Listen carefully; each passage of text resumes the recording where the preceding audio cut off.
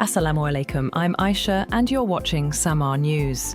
Here are today's headlines. US President Donald Trump has demanded an investigation into triple sabotage involving an escalator, a teleprompter and sound issues he claims he suffered during a visit to the UN. Trump says he has written a letter to the UN Secretary-General demanding an inquiry. Israeli forces have advanced deeper into Gaza City as Prime Minister Benjamin Netanyahu headed to New York to address the UN General Assembly. US President Donald Trump pursues a deal to end the Gaza war. Italy has sent a second Navy ship in support of the international aid flotilla that has come under drone attack while trying to deliver aid to Gaza. Defence Minister Guido Crosetto says the global Samud flotilla is using about 50 civilian boats to try and break Israel's naval blockade of Gaza. Spain has also decided to send a military warship to protect the flotilla. Former French President Nicolas Sarkozy has decided to appeal his conviction after a court found him guilty of a criminal conspiracy over dealings with Libya. The former leader, who will soon be taken into custody, has been sentenced to 5 years in jail over efforts by his close aides to procure funds for his 2007 presidential bid from Libya.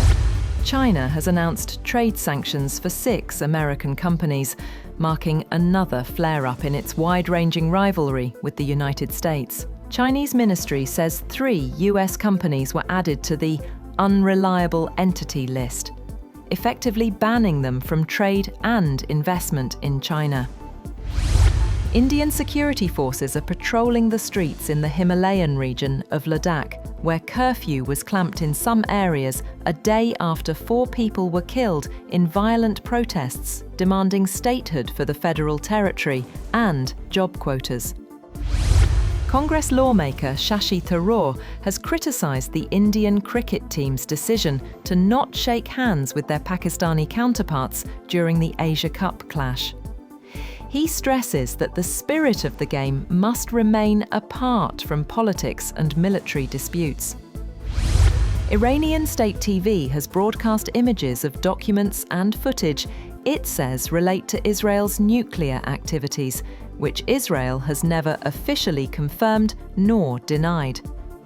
The documentary shows copies of passports said to identify Israeli scientists, along with information on the location of military sites.